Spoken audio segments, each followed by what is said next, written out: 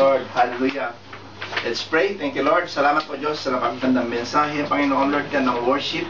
Salamat po, Diyos, sa kaunawaan, Panginoon, na patuloy mo, Lord God, na siyang hinubog sa bawat sa amin. Lord, naalay namin, Panginoon, Lord God, ang final message sa kung saan, Panginoon, makikita naman namin, Panginoon, ang kahalagahan, Panginoon, Lord God, kung paano namin, Panginoon, iaalay ang sarili namin, Panginoon, upang, Lord, we can truly worship you, Panginoon, Lord God. Lord, we thank you so much, Panginoon, sa pagkasunod-sunod ng mga mensahe, Lord, na siyang tinuturo mo sa amin, O God. We thank you so much, Lord. Hayaan mo, Panginoon, Lord God, na ikaw ang mangusap, ikaw ang lumagay sa kalagitnaan namin, O God, upang maunawaan namin ang kahalagahan at ang kapangyarihan ng salita, Panginoon, na siyang ipapahayag mo. We thank you so much and we bring back to you all the praises, all the honor, and all the glory, and in Jesus' name we pray. Amen. So, yung kanina po yung introduction ni Roselio dun sa worship. Ngayon, ito naman po yung introduction natin ngayon sa ating mensahe. Sabi ko nga po, ipinauna ko na. Yan. My New Year's resolution is this year when are you getting married? We're gonna learn how to bake. Oh! I'm gonna die! Amo. We'll learn Chinese. Na-sweet.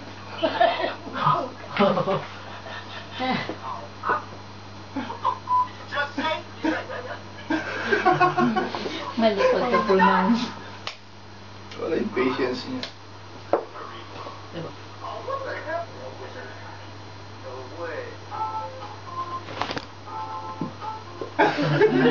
Yung nalumpit niya. Big guy problem, huh? Just leave the dime, man. Wala yung patience.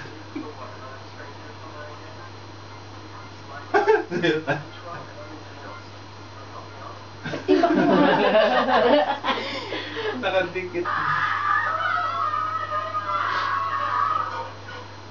Oh, what the hell, Harry? Oh, hell no. Oh, hell no. Amen. So, ano po yung nakita natin doon? Resolution, di ba? Sabagay, January na, February na, kaya hindi na itong resolution. Pero alam niyo, ito po yung magiging topic natin. Sa kamunduhan po, ang tawag nila resolution. No? Kaya ano ba ang dapat meron sa atin kung sakaling meron tayong ganyan? Sabi nga po, no? Getting ready for the rest of your life. Napakahalaga na meron tayong mga ganitong, sabi nga, resolution para makahanda po tayo doon sa kinabukasan natin. At ano ba ang dapat meron tayo? Sabi nga po, to resolve, no? To decide, to settle, and then to determine. In short, ang sabi po doon, it's a resolution. Resolution. Na ibig po sabihin, affirm the determination to do something. Alam nyo, meron po tayong lahat yan. Katulad nga lang ni Ami, di ba? Anong naging resolution niya? Yung pumunta siya rito. Talaga nagsumikap siya, di ba? Na maski man ano yung sitwasyon na kinalalagyan niya, di ba? Naging firm siya dun sa belief niya. Eh ngayon, meron na siyang kwarto. Hindi lang kwarto, kundi meron na rin siyang iPhone 5 yung kinuha mo. Nakapagsabi sa akin. Kita yun? Kita yun? So, yun, kung meron po tayong ganyan, sabi nga po, kung tayo may resolve, no? Kung dinecide natin na isang bagay, tapos determinado tayo, meron mabubuong resolution. Alam nyo, dito sa mga makamundo, sa mundo nga, ang tawag nila resolution, di ba? New Year's resolution. Di ba? Pero alam nyo, sa atin naman, sa mga Kristiyano, hindi po resolution, yung resolution, tawag natin doon. Alam nyo ba ang tawag natin? Yan, ito yung naging topic natin sa mga pinapag-aralan natin. Choosing your future. Choosing your future. Sabi ko, papalitan ko nga sana yung title niyan eh. Alam nyo, ano ko ilalagay kong title dyan? Walaan nyo. Yung mga napag-aaralan natin, kung saan ang title? Using your wild card. Nag-gets na ninyo? Ah. Using your wild card, di ba? Choosing, di ba? Yeah. It's our choice. Yeah, choice. Okay? So, you can choose is kung anong future na meron ka. Alam nyo, dito sa mundo, na kung kahit pumapalpak yung mga New Year's resolution nila sa dahilan na ang ginagamit po nilang pagkatao ay yung badong na pagkatao nila. Okay, alam natin yun. Kung willpower, sabi nga na, if willpower will run out, di ba, ay talagang maubusan talaga ng gasolina. Walang pagkakaiba sa buhay Kristiyano natin, di ba? Kung yung self-effort natin, abay talaga mapapagod tayo. Hindi mo, balikan po ba natin? Hindi lang tayo mapapagod, kundi talaga hindi natin kaya. Napakaliit lang na problema nagtatali na ng pisi sa ligang mga tao. Okay, kung pinipilit nila doon sa sabi nga doon sa makadumang pagkatao nila, hindi nila magagawa yan. Pero alam niyo, nagpapasalamat po tayo dahil kasi sabi nga po, kung talagang alam natin yung tayo na pagkatao po natin, alam niyo, itong mga tinatawag na mga New Year's resolution na yan, mas hindi na tayo mag-New Year's resolution Dahil taglay na natin yung taong sabi nga po, iniidolo ng bawat nandito sa mundong yung nalalagyan natin. Okay, so saan natin makikita ngayon? Saan tayo, sabi nga po, sino ang magiging pamantayan natin upang, sabi nga, yung itong future na siyang hinahangad natin ay makakamit natin? Moses. Ayan, si Moses. Kasi nag-umpisa tayo meron tayo ng mga topic na do you know who you are, di ba? Pagkatapos yung kahapon, di ba? Finding our insecurities, di ba? Pagkatapos hanggang sa nauna pa nga yung nakita natin na ang lahat ng mga example doon ay si Moses. Ano ba yung dapat na makita natin kay Moses upang sabi nga po, yung hangad natin, yung talagang hinahangad natin maging kinabukasan natin ay talagang masasabi natin na secure. Okay, so dito natin hangon kay Moses yung ating papag-aralan at makikita natin doon sa sabi nga po, doon sa Hebrews chapter 11 verse 23 sa 27. Ang sabi niya, by faith, no? Moses' parents hid him for 3 months after he was born because they saw he was no ordinary child, no? And they were not afraid of the king's edict. By faith, sabi nga nag-umpisa na yan, Moses, when he had grown up, refused to be known as the son of Pharaoh's daughter, no? Then sa 25, he chose to be mistreated along with the people of God, rather to enjoy the fleeting pleasures of sin.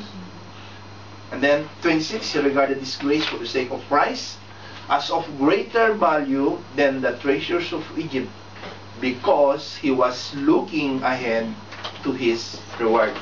And then, ang pinakalas, by faith, sabi nga ron, he left Egypt, no? Not fearing the king's anger, no? He persevered because he saw him who is invisible. Hindi lang si Moses ang makikita natin dito kasi yung una po, okay, it's the faith of Moses' parents. Di ba? Kasi sila ang una pong nagbigay ng pananampalataya niyan Ang sabi po doon sa by faith, Moses' parents hid him. Kita niyo yung ginampanan ng magulang ni Moses. No? Nakita nila na merong potential yung anak nila. Alam niyo, hindi lang naman yung para bang sinambahan lang nila, hinulaan lang nila. Hindi, nangusap ang Diyos sa kanila Nangusap ang Diyos sa kanila na ito, gagamitin ko palang araw. Yung mga pinapag-aralan natin, di ba? Sabi nga po, nasa womb ka pa nang alam na ng Diyos. Ano yung mangyayari sa iyo. Na kahit ganito po, lumakad po yung mga magulang ni Moses, no? Sabi nga po, talagang pinakawakan nila yung pangako ng Diyos sa kanila. Kaya doon naglakas sila ng loob upang sabi nga po, dalhin si Moses doon sa Nile na kung saan siya ay nadampot nung anak po ng Pharaoh. Pagkatapos hanggang sa pinalaki po si Moses, ito po yung background yan, pinalaki po doon sa royal court, pinag-aaral doon sa sabi nga po, kung anak ka nga ng Pharaoh, bayan na sa'yo lahat. Diba ba? So alam nyo, dito po sa apat na makikita natin na siyang nabuo po kay Moses, ay dito po natin masisigurado that we can choose our future. At na bagay po yung makikita natin yan. Kung yung po napag-aralan natin noon sabi nga po, doon sa wild card na yon, di ba? Na kung gagamitin mo yung choice mo, no? Doon sa number 1, doon sa chemistry mo. Alam natin yung chemistry natin, di ba? Yeah. Yung kabuuan ng pagkatao natin. Ito po yung gumagalaw, no? Ito po yung, sabi nga po, yung composition ng ating physical na katawan, yung chemistry. Pagkatapos, doon sa panlabas naman, yung relationship natin, di ba? Pagkatapos, number 3, yung conscience natin, consciousness, and then pagkatapos, saka yung last, yung circumstances na kung saan po tayo ay gumagalaw. At yung pong 4 na bagay na yun, makikita natin kapag hindi po tayo marunong pumili, hindi natin ginamit yung choice natin, alam nyo, magiging problema lahat po yung 4 na yun. So, number 1, ano po makikita natin dyan sa number 1? Ang sabi po, by faith, sabi ganun. When he has grown up, refuse to be known as the son of Pharaoh's daughter, no? Pagkatapos, ano po ang makikita natin diyan na number 1 na dapat taglayin natin upang we can choose our future? And I refuse to be defined by others. Alam nyo, ito po yung talamak na problema natin sa buhay. Ito ang tanong ko sa inyo ngayon. Who are those trying to mold you in what they want you to be? Sino yung mga taong gustong huhubog sa'yo doon sa kagustuhan nila upang ikaw ay magiging puppet nila? Alam nyo, marami pong mga taong gumagawa sa atin ng gano'n. Yeah. Di ba? Kung hindi sa kasama natin sa trabaho, Friends. di ba? Kung hindi yung amo natin, kaibigan natin, hindi sa pamilya natin, di ba? Dapat kung hindi mo alam yung tunay na pagkatao mo, ang sabi po doon, ay nakakalungkot. Dahil kasi talagang hindi mo lalakaran yung dapat na ipinapalakad sa iyo ng Diyos. Controlling ka nila. Ito ang ibig sabihin dito. O controlling ka nila. Pero alam niyo po, ang sabi po sa Romans chapter 12, ganyan na yung binasa ng Rosel, no? Don't let the world around you, sabi nga, squeeze you into its own mold. Yan ang gusto ng mundo na gagawin sa inyo eh. Hindi mo nakikita? Di ba? Gusto nila maging kaparehas kanila eh.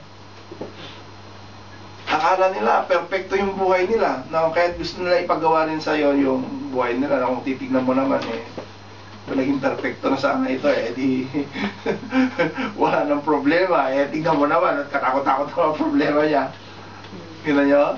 So, don't let the world, sabi nga nun, squeeze you into its own, but let God, sabi nga nun, remold your minds from within, so that you may prove in practice that the plan of God for you is good. Ano? Hindi mo po makikita ang kagandahan na siyang pagkahubog sa iyo ng Diyos kung hindi ka talaga tututok sa Kanya. Kung tututok ka sa tao, alam po ninyo, ang tao pabago-bago ang isip. Ang tao po nagbabase yan kung minsan doon sa emosyon niya. Nagbabase yan doon sa mga pinagdadaanan niya na akala niya tama. Pagkatapos yun ipapagawa niya sa iyo. Nakita nyo? Pero ang Diyos, sabi nga po, God remold your minds from within. Ang tao, nakikita nila yung panlabas na naging epekto ng sinasabi nila. Pero ang Diyos, tumitingin po siya sa loob. Ang pagbabago po ay hindi manggagaling sa labas. Tandaan niyo. Manggagaling po ito sa loob. Okay, so don't let the world squeeze you, sabi ganun. Pagkatapos sa 1 Thessalonians, sabi nga, our purpose, yan. Kita nyo? Our purpose is to please God, not people. He's the one who examines the motives of our hearts. Kita nyo, ang layunin po ng mga tao minsan, ang gusto nila, mahubog ka para ma-please mo yung mga ibang tao. Nakita ba ninyo? Yung pamamaraan nila? Gusto po nila, yung ibang tao ang ma-please mo. Ay, nakakaya naman. Kailangan sundin mo para hindi ka mapahiya sa kanila. Ganyo? Pero ang sabi po dito, maliwanag na sinabi dito eh, our purpose is to please God, not men. Yeah. So magiging God pleaser dapat tayo, hindi men pleaser. Bakit dapat magiging God pleaser tayo? Kaya po, sa Jeremiah, sabi po doon, Ang Diyos lang po ang nakapagbibigay sa atin ng pangakong ito. I know the plans that I have for you. Ano? Alam po ng Diyos kung ano po ang plano niya para sa buhay ng bawat isa sa atin. No? Ano ang sabi niyan? Sabi niyan, there are plans for good and not for disaster, to give you a future and a hope. Kita nyo? Kita nyo? Kailangan doon ka talaga magdepende ng pag-asa mo. No? You must hope on God and not on men.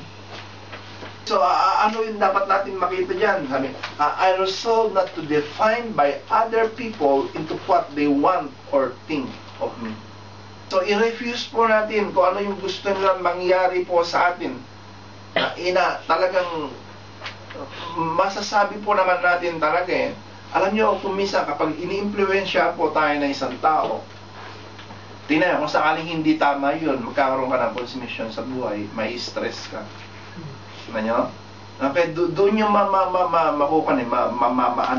ma-discern.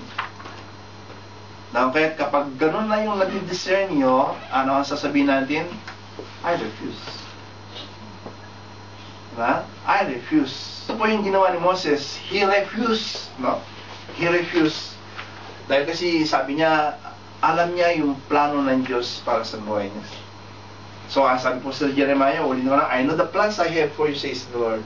They are plans for good and not for disaster, to give you a future and a hope.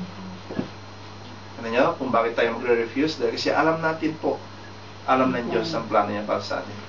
So, number 1 is, I refuse. And then, number 2, Moses chose not to be mistreated along with the people of God, rather than to enjoy the pleasure of sin for a short time. Yan. Alam nyo, ito po yung naging topic namin kagabi. Ito yung topic natin kagabi. Yan, papareview ko dun sa tatlo. Ang sabi yan, I choose short-term pain for long-term gain. Ano ibig sabihin nito? Singa, anong ibig sabihin yan? Anong ibig sabihin yan? Mas pipiliin ko yung ano ba? Panandali ang sakit. Panandali ang sakit kaysa sa... Ayan, singa, yung Ilocano. Wala. Terwag. Mas pipiliin ko yung panandali ang sakit kaysa habang buhay na pag-asa at kaligayahan. Ayan. Sige, paliwanag nga natin kung paano natin naintindihan yan. Inga. Sa spiritual life natin. Alam nyo, ang nagsasuffer palagi, kasi sabi nga, kakaiba yung pamantayan natin, kakaiba yung prinsipyo natin, na kahit ang mangyayari talaga, uusigin tayo ng mga nasa mundo. Yeah. Nakita ba ninyo? Uusigin talaga tayo. Pagkatapos yung pag-uusig na yan nila sa atin, masakit. Di ba ba? Masakit yan. Lalo ma-insulto. Ay, born again na yan. Born again ka na. Di ba? Nakita nyo? Pero alam nyo, ang sabi po dyan, this is just a short-term pain. Ipagpapalit mo ba yung long-term dun sa short-term mo? Ano ba mas mahaba, yung short or yung long? Para kang contract sa regular. Okay? Kaya? Balik-balik ko. Contractual to regular. Isa na lang. Mahaba. Okay. Alam nyo, ito ang problema Kapag hindi natin maunawaan itong, sabi nga po, I choose short-term pain for long-term gain. Most of our problems, karamihan po sa mga problema natin, is our desire to please ourselves now. Hindi naman yan. Karamihan po sa mga problemang dumarating sa atin, nangyayari sa atin, ay yung gusto natin yung instant agad yung mga mangyayari sa buhay natin. At sino yung naghahangad yan sa mga instant na yan? Alam nyo, ang naghahangad yan, yun lang ang pagkatao po natin. Wala pong pagtitiis yun. Gusto niya agad to. Di ba?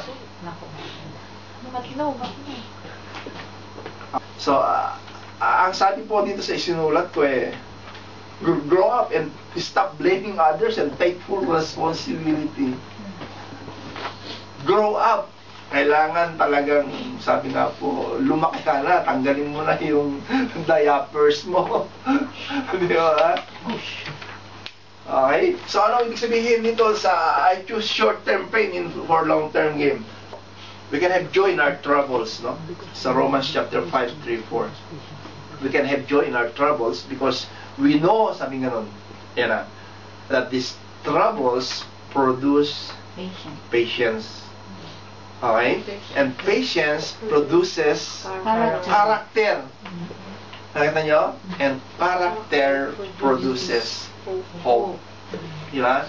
Wala pong pinagkaiba ito doon sa sinabi ni Pedro na ang pananampalataya ninyo ay itinuturing ng Diyos na ginto at yung gusto niyang uri ng ginto ay yung dalisay. Di ba? Ngayon, paano po dinadalisay ang ginto? Ayan, nakita nyo? So, ito ibig sabihin ng short-term gain, sabi ganun, no? Into a long-term gain. Nakakaintindihan po ba tayo? Amen. Kasi, alam niyo yung gamitin yung wild card ninyo. Tandaan nyo, ibabalik ko na naman sa inyo. Napakahaba, no? It will take a lifetime talaga na matututunan natin. Sa totoo lang, di ba? It will take a lifetime. At bakit kaya? Bakit kaya hanggang habang buhay natin pinapag-aralan ito? Diba? Alam natin na yung pagdadalhan po sa atin. Di ba? Ay nandoon yung talagang rulag. Ako kahit kung hindi tayo matututo rito, alam nyo, yun ang tinatanong ko minsan kung hindi kaya ako matututo rito, abay talaga mangungulilat ako doon. Ibig sabihin nun. Pagkatapos, ito pa po ang dapat natin makita dyan, no? Yan. These present troubles, sabi nga nun, are quite small and won't last very long. Maliwanag po na sinasabi dito di ba? It won't last very long. Yet they produce for us an immeasurably great glory that will last forever. Diba nyo? Ito po yung isang sinabi ni Rick Warren Makinig po kayo. We are a product of our past, but we are not a prisoner of that past. Bakit po? Because we have a choice. Ano nyo? May choice tayo Ngayon kung hindi mo ginamit yung choice mo at ikaw ay sabi nga po nagpakalunod doon sa past mo ay naku po, sino ba may past dito na masaya? Sino ba may past dito na nakaka-enjoy? Di ba? Lahat. May masaya pero talagang kung talagang i-rumble mo, hindi yata good pass na yun. Di ba? So kung sakaling lagi kang nag-dwell doon, alam nyo, eto po, kung hindi po mababago yung kaisipan natin, alam nyo, ang lagi mong iniisip na pass na nakaraan mo, ay yung mga talagang nakapagtumba sa'yo, sa totoo lang. Yeah. Kasi kung sakaling hindi ka rin yung pamamaraan mo sa buhay, alam mo, magre-reflect sa'yo Diba? Makikita yung, sabi nga, yung aura mo. No? Makikita sa aura mo di ba? Hindi ba totoo yun, Ami? Totoo po. No?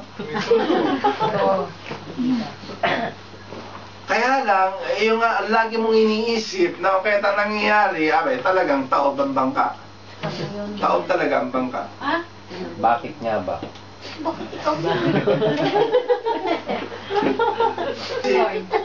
Nagko-concentrate ka kasi doon sa mga masasamang bangungot sa buhay mo na kaya ang resulta imposible naman bangungot equals Patay na.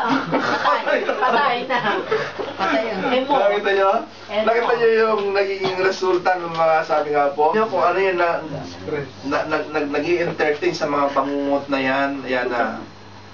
Yung pagkatao nating isinumpa ng Diyos. Nakita nyo? So we are a product of our past, but we are not a prisoner of that past because we have choice. We have choice, no? These present troubles are quite small and won't last very long, yet they produce for us an immeasurably great glory that will last forever. So yun po yung pangalawa. Ang sabi po doon, I choose short-term pain for long-term gain. Ano tayong sabi nga, I refuse, I choose. Ano naman yung pangatlo? Okay? Yung pangatlo po ay kakaiba, no? Moses regarded this grace, no? Ito na, nag-decision na. For the sake of Christ as of greater value than the treasure of Egypt because he was looking ahead, To his reward. no? For his reward. Nakita nyo? Meron siyang tinitignan na gantimpala. Alam nyo, sa atin ganun din po, alam dapat natin yan. Meron po tayong gantimpala eh. Meron pong nakahandang gantimpala para sa atin, para sa mga faithful. Ito po yung nakita ni Moses. Kaya, sabi po dyan, yan, regarded. Yan. Regarde, sabi sa Francis. Regarde. Ito po ang dapat natin makita dyan. Yan. Is the cause, word, the cause. Anong Tagalog niyan? Halaga ba ay katumbas ng dahilan. Di ba? Kasi hindi mo nalang itinasfer sa Tagalog yan. Ito kakahirap. Is the cause worth the cost? Ito ang dapat natin makita. If you cannot decide, no? Okay, makinig kayo. If you cannot decide what is more valuable to you, hindi ka makadesisyon kung ano yung mahalaga sa'yo. Kung hindi ka makapagdesisyon, ha? Ito ang magiging problema mo. People will do it for you. Mold you, insist it on you. Nanyo? Kahit kung ikaw ay medyo, sabi nga po, pag ganun-ganun sa mga desisyon mo, abay talagang huhubugin ka ng tao na ganito ka na dapat. Nakita niyo yung kahalagahan ng may prinsipyo, yung paninindigan. Huwag niyong hayaan na sila po ang hubog sa inyo. Karamihan kasi sa mga tao, talagang sabi nga, kung hindi mo alam ang katotohanan, matatangay ka talaga eh. Sila ang huhubog sa'yo. Nang kahit ang nangyayari, hindi nila isinaalang-alang yung pagkatao mo. Alalahanin natin na iba-iba we are, sabi nga po, we have individual differences. At karamihan sa mga tao, gusto nila yung ugali nila, ay ganun din yung ugali mo. Iba naman yung DNA mo, di ba? Iba naman yung chemistry mo na siyang pinag-aralan natin. Ngayon, ikaw naman, kung muuto-uto ka, sige, ganun nga ang gagawin ko. Pero kalauna na mangyayari, magre-reflect yan, makikita. Diba? Maiipon at maiipon hanggang sa nangyayari. Sabog. Sa sabog na. At hindi lang sa sabog, kundi magkakalat na. Ganun po ang pagkahubog ng mga tao. Kung hindi mo alam, sabi nga, kung hindi, if you don't regard, no, the disgrace for the sake of Christ of greater value than the treasure of Egypt, because he was looking ahead for his reward. Okay, eto ngayon. Ano ba yung gusto mangyari sa iyo ng tao? Okay. So, ang tao is composed of word, diba? Yung kinalalagyan po natin, ito po yung mga, sabi nga po, dito umiikot ang mga tao. So, dito natin makikita yung what the world values, no? What the world values. Alam na natin, ha? Meron ako nilagay sa Facebook, no? Na hinangan ko rin kay Wikwan, sabi niya, you can make a living with your career. Diba? Sa atin dito, diba? We can make a living with our career sa buhay natin. Pero sabi niya, but you make a life with your calling. Nagets ba niyo yan? You can make a living with your career. Physical. But you make a life with your calling. Ngayon?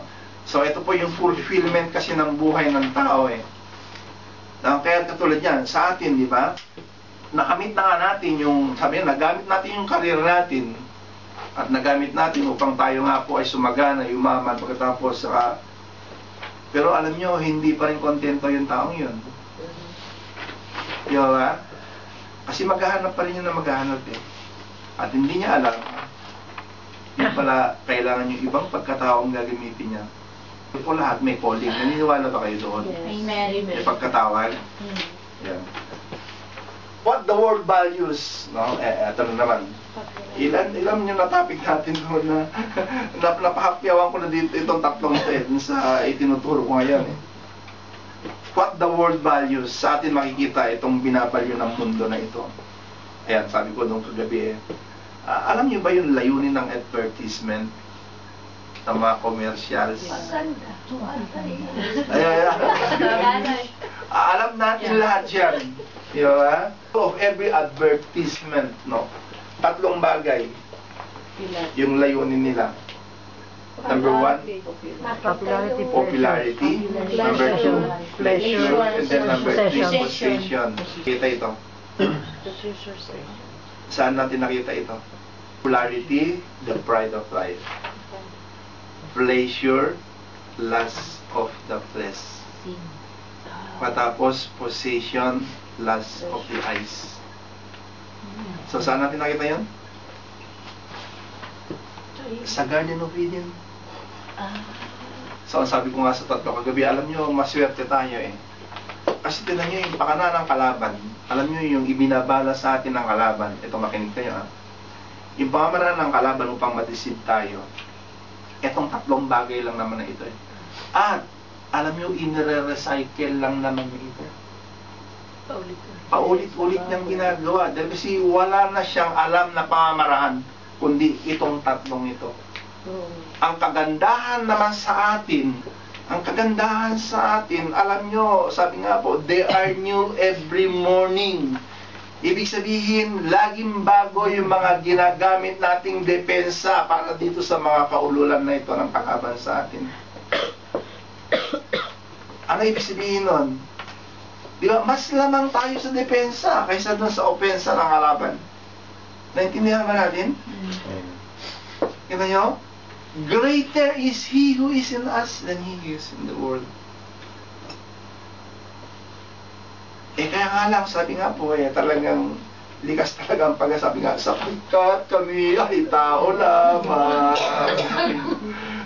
Kaya ito na, sabi ni Lord, tignan ko nga kung hindi siya kakagat dito, ayan. Popularity, sabi nga ron. The world and everything in it, no? That people desire is passing away, but those who do the will of God will live forever. Ano makikita natin yan? Popularity, ano ang sabi doon sa verse 24 na binasa natin? I-review natin verse 24. By faith, sabi nga, when he had grown up, refused to be known as the son of Pharaoh. Ibig sabihin, itinakwil niya eh. I-refuse niya yung, sabi nga po, yung magiging pagkapopular niya ba, ikaw ay apo ng Pharaoh at meron kang posibilidad na maging Pharaoh balang araw. Ibig sabihin, saan ba natin na ihahambing ito? Na ikaw ay so wala ka naman kasi anak si Nino Chino, no? So kung ikaw ay anak ng hari, sabihin na natin si ano ba yun, yung maging hari ng England, si Prince William, di ba ba? At tinan mo, kung ikaw ay talagang naka-line up na sa trono, kita niyo kung ano yung paghahanda na ginagawa sa iyo, ano yung sabi nga po, yung nakalaan na para sa provision mo. Nakita nyo?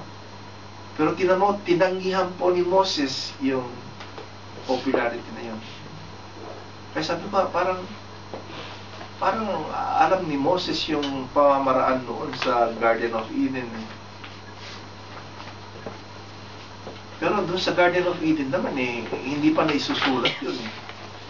Hindi pa naisusulat yung Garden of Eden noon. Kasi si Moses ang pinasulat ng Diyos doon sa nangyari sa Genesis. Ano? Kaya mas nauna yung pangyayari kay Moses kaysa yung doon sa pangyayari doon sa Garden of Eden. Pero tingnan nyo, naipakita na kay Moses yung depensa ang gagawin niya. Tinanggihan niya yung popularity Kaya niya sabi nga po kung ano yung world values. Tapos yung pangalawa yung pleasure. Yan. Sa 25 natin makikita na ang sabi dyan, he chose to be mistreated along with the people of God rather than to enjoy the fleeting pleasures of sin. Ano ba yung may enjoy niya doon sa pleasure na sinasabi? Parang sinabi ni Satanas, di ba? Yung ahas, kung kakainin mo ito, sabing ganon, mabubuksan yung kaunawaan mo, sabing ganon. At mag-i-enjoy ka sa buhay mo dahil kasi malalaman mo kung ano yung mga dapat na makapag-enjoy sa katawan mo. Kaya kung titignan natin, kung babalik tayo sa advertisement na sinasabi ko, di ba? Pag nakita tayo ng advertisement dyan, alam nyo, ito nga natatawa ako kung minsan Alam nyo, gatas lang gatas, produktong gatas lang. Nakabikini yung babae na umiinom. Nakita nyo anong pinupuntirya? Kabuuan ng tao yung pinupuntirya nila Hindi naman yung, kasi kung sakaling katulad yan, kung sa tiyan lang naman yung gatas dapat hindi nakakit pa yung nakabigin. Nakita niyo yung mga maraan, kita niyo, yung katusuhan ng mga kwan. Gusto nilang kunin yung kabuuan mo katulad ng kotse, di ba? Kotse lang dapat magmamaneho. Abay, nakabigin. Nasa tabi na nakabigin Nakita niyo yung mga maraan nila? Tanyo yung pag-iinganyo, kahit kung hindi mo alam katotohanan sa mga gusto nilang makwan sa'yo. Kasi ikukan lang naman nila talaga yung yung desire mo kahit ito po yung layunin nila. At yung pagiging, yung tinan yung pamaraan nila, tinan mo yung tatlong bagay yung lagi nilang pinupuntirya sa'yo. Yung pleasure, pagkatapos number 3, yung possession. Yan. Paano ito pang-iinganyo nila? Oy, pwede mong bayaran yan ng 24 taon, 24 years. Diba? Ito yung pag-iinganyo nila. iPhone. Oo? Sige, sa'yo na, Beatrice. Ano ni Beatrice? Ano? Kaya, iPhone?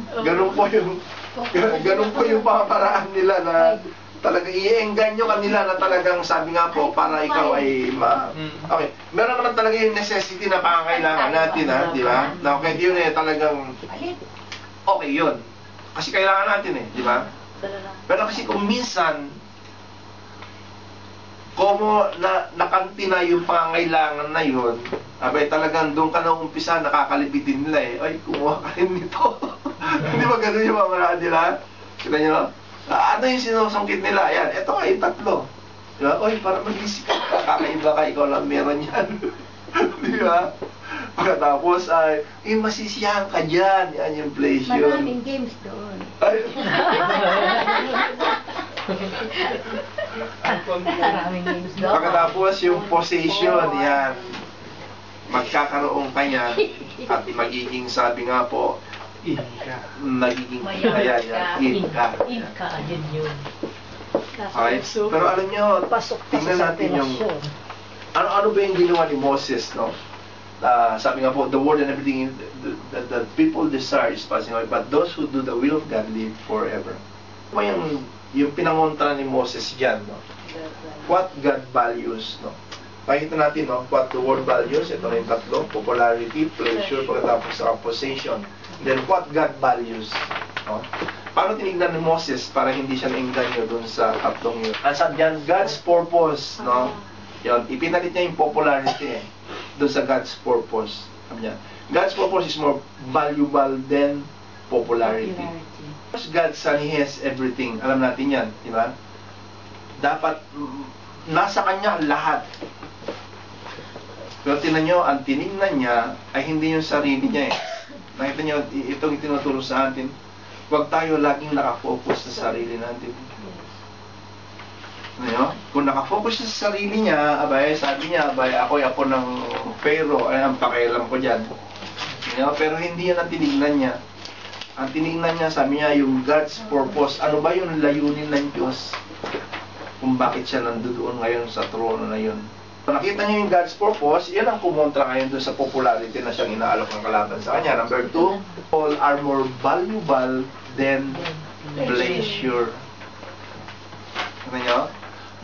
Katulad po sa atin, di ba? Yung ginagawa natin, yung mga small group natin, pagkatapos sa kanyang mga prayer meeting natin, ay alam nyo, hindi natin ipinagpapalit yung mga ginagawa natin doon sa mga pinupuntahan natin. Siyempre, katulad sa atin, pagod na nga tayo, siyempre, punta nga ako sa kaibigan, makipagpag na lang doon, makipag-happy-happy na lang, kaya gano'n, di ba?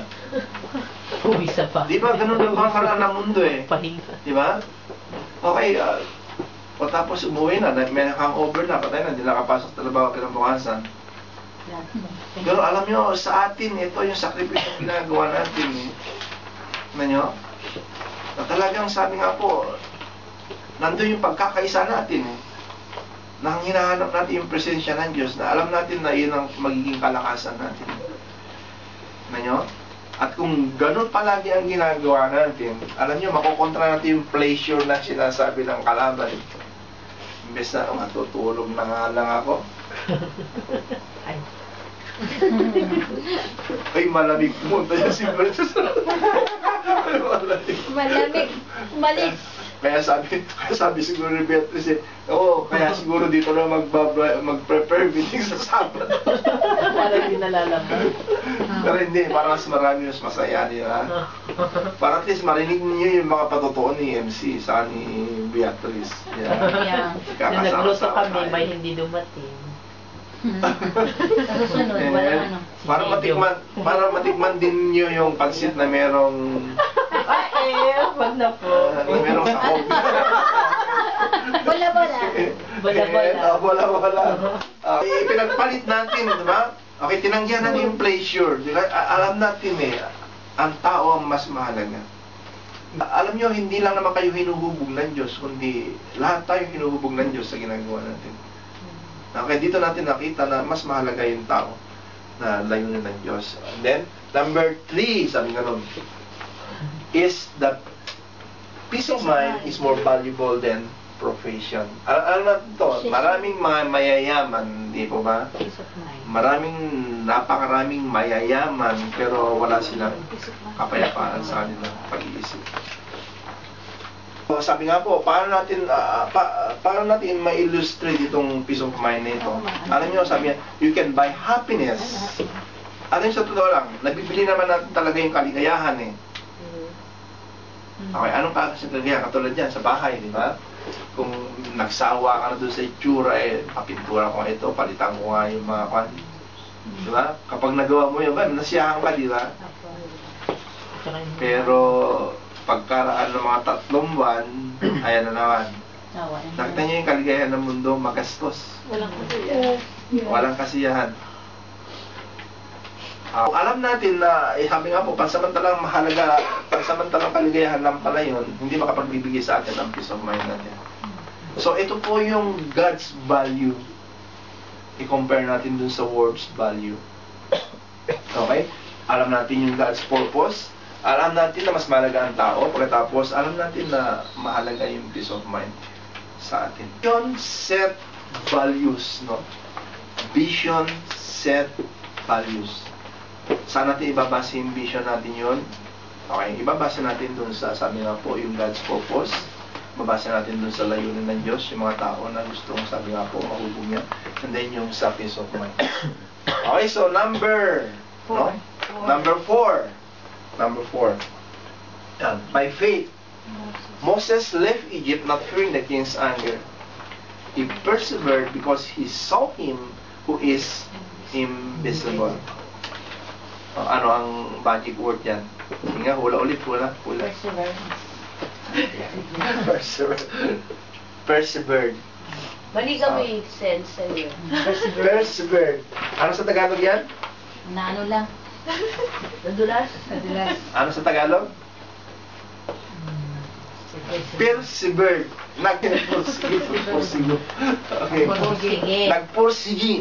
Alam niyo ito, kung hindi po tayo nagpupursige, katulad yan, nung sila Moses ay nandun sa Red Sea, Di ba? Mata, sakitan na lang yung likod nila. Naku po, ito yung mga... Bawal. Kalaban. Bawal. Okay?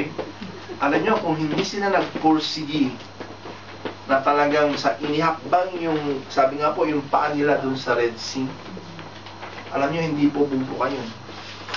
Yeah. Tandaan nyo, ito po yung mamana ng Diyos. Oh, God. God will move when somebody believes. Amen. Diba? Dito hinangoy according to your faith. Tignan nyo? Regard. Ganito rin ang nangyari kay Joshua eh. Alam nyo, nung hindi nila inihakbang yung paa nila doon sa Jordan River, si Joshua, hindi rin bumuka.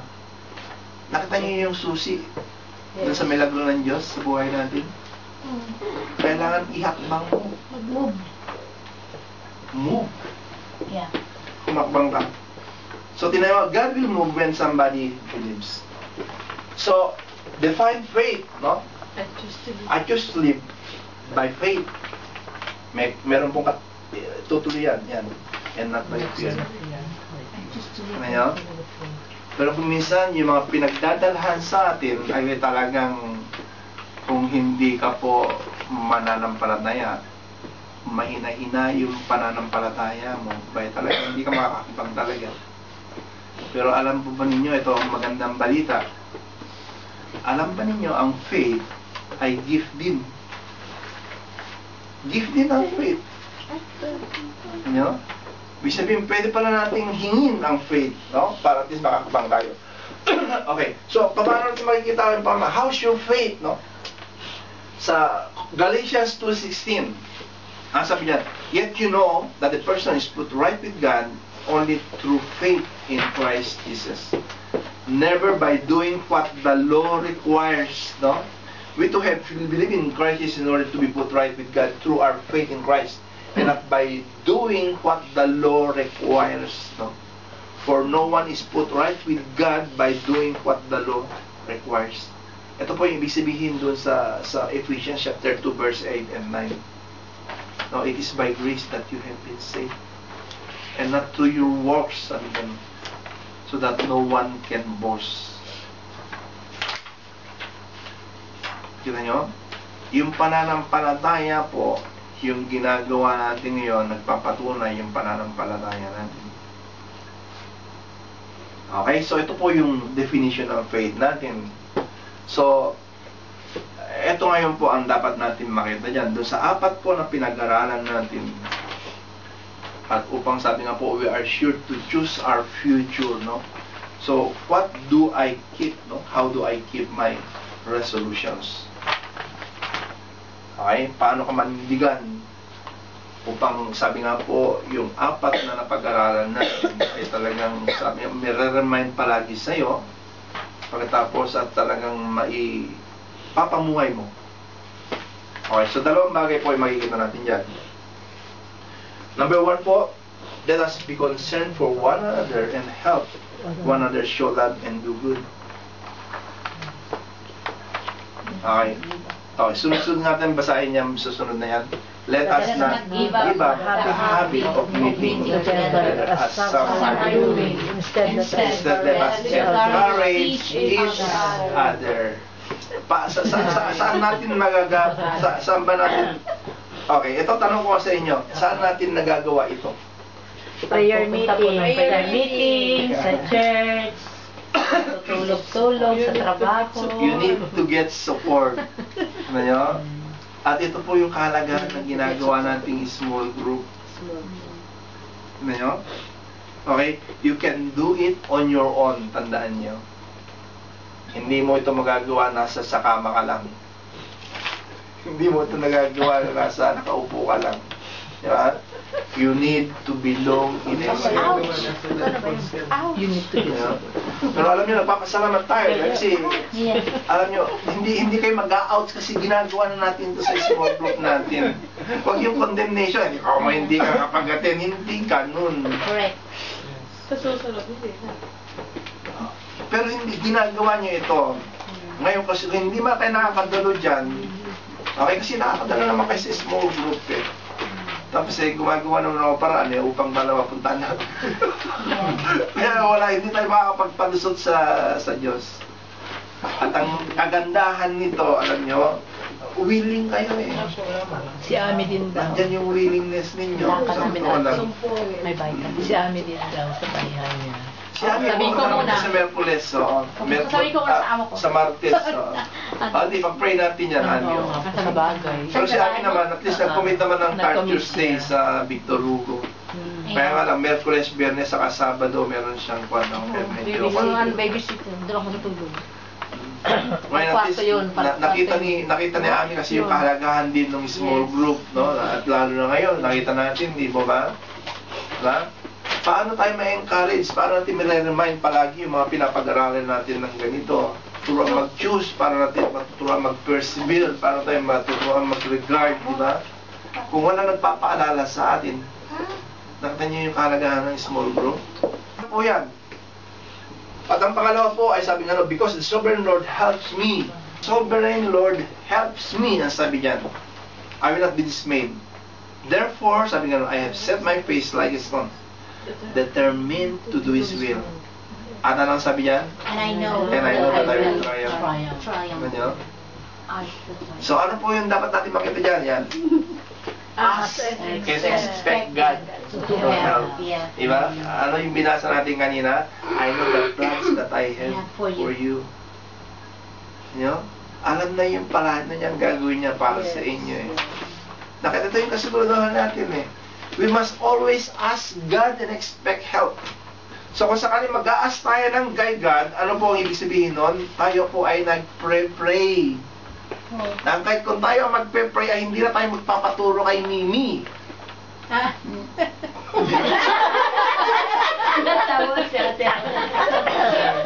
Biglang napaan. Kasi ito ang tanong sa'yo, Ami.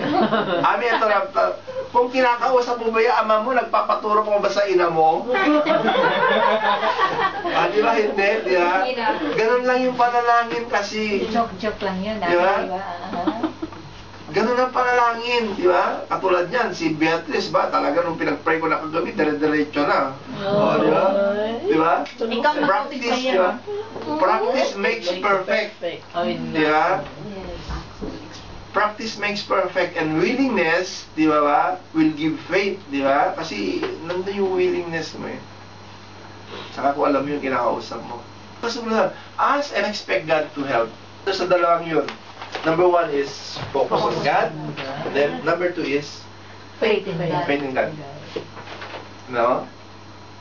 Focus and faith para madala ka dun sa apat na yun at ikaw ay mahubog dun sa tamang pagkahubog so that sabi nga po you can choose what your future lies. Okay, so sa ako natin, review natin. Number one is I refuse to be defined by others, no? At ano yung alalahan natin? I resolve not to be defined by other people what they want or think of. Number two, I choose short-term pain for long-term gain. Tandaan natin ang most of our problems lies in our desire to please ourselves now. Okay, so number three, I regard what God values more than what the world values. God's purpose is more valuable than popularity. Number two, people are more valuable than pleasure. Then number three, peace of mind is more valuable than possessions. Okay, so ang panghuli po ay persevere. Ako, paano ka nagpursige? I choose to live by faith and not by fear. Bakit po? Because you know that if you ask and expect God, He will help. Naintindihan po ba natin? Klarong-klaro? Kung paano po tayo hindi naman New Year's resolution ito kundi talagang life's resolution. Let's pray. Thank you, Lord. Hallelujah, Lord. Oh God, our Father, we don't want to drift. Lord, ayaw namin magpatiano, O Diyos, dito sa mundong ito.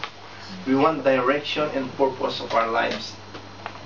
Let the Holy Spirit empower us to refuse to be defined by others, to choose short-term pain for long-term gain, to choose your values rather than the world values, and to choose to live by faith rather than by fear.